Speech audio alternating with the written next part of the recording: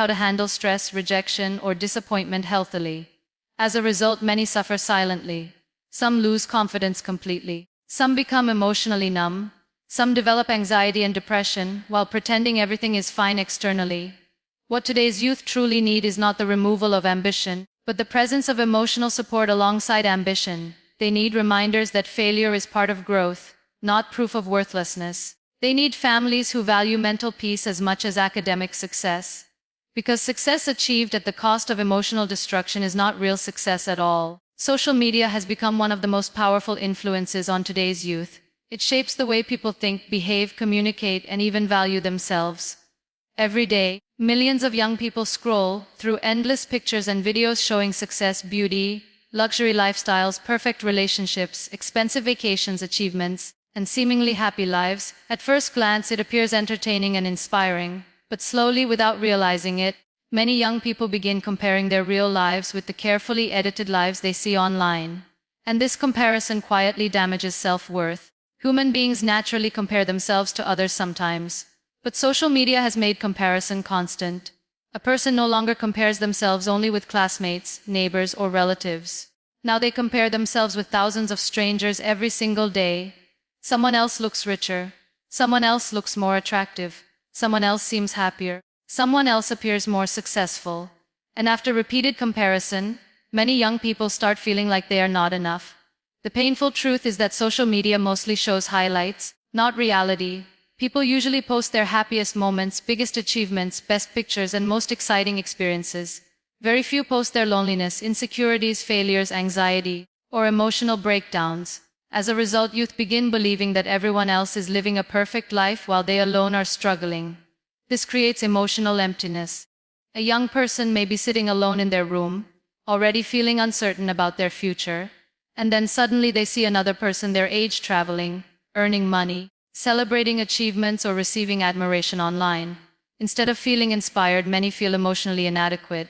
They begin asking themselves, why is my life not like this? Why am I behind everyone else? Why am I not successful yet? And then slowly, self-worth becomes connected to comparison instead of self-acceptance. Social media also creates unrealistic standards of beauty and success. Young people begin feeling pressure to look perfect, dress perfectly, speak perfectly, and live exciting lives constantly. Filters, editing apps, and carefully curated content create impossible expectations that real life cannot match. Many youth become emotionally exhausted trying to impress others online while silently feeling disconnected from themselves internally.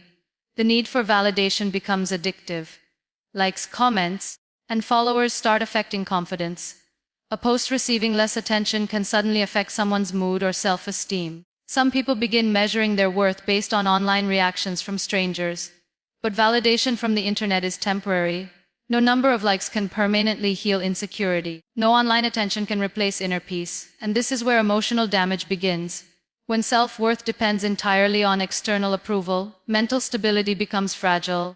A single negative comment, comparison, rejection, or feeling of being less successful can deeply affect emotional health.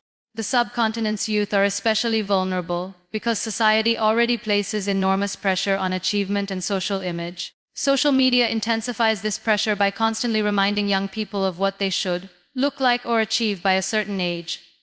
As a result, many begin feeling left behind in life even when they are progressing at their own natural pace. But life is not a race.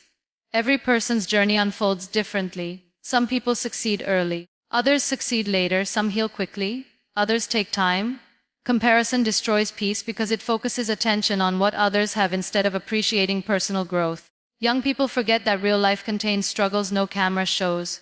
Behind many smiling pictures are anxious minds, broken relationships, financial stress, and emotional pain hidden from the world. The internet often creates illusion, not reality. This does not mean social media itself is evil. It can educate, inspire, and connect people positively too, but without emotional awareness, constant comparison slowly weakens mental health.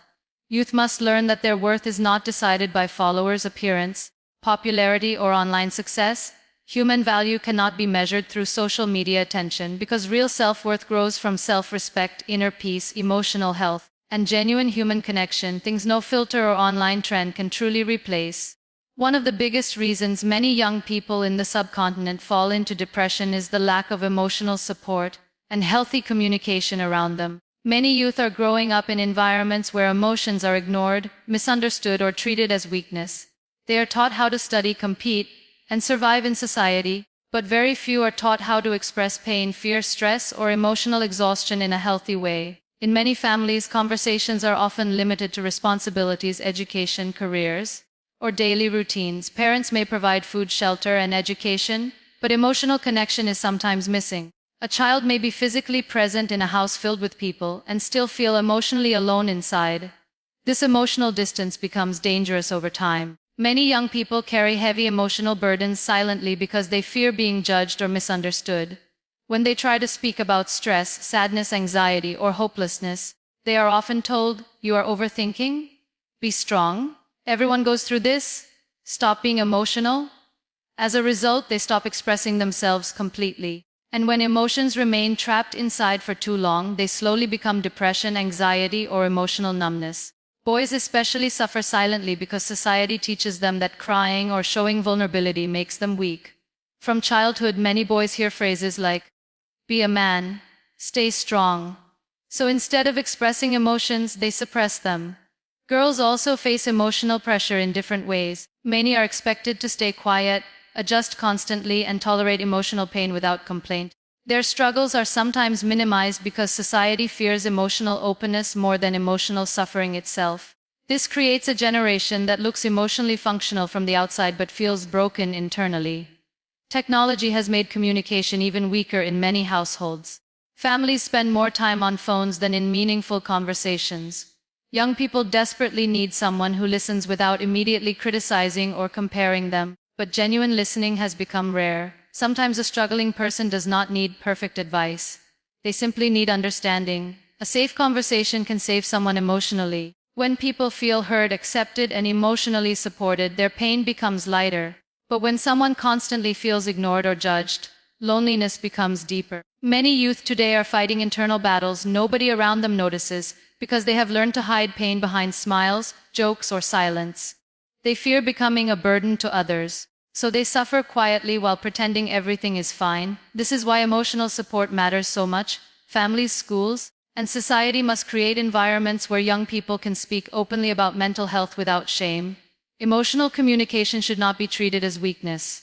In reality, expressing emotions honestly requires courage, because healing often begins the moment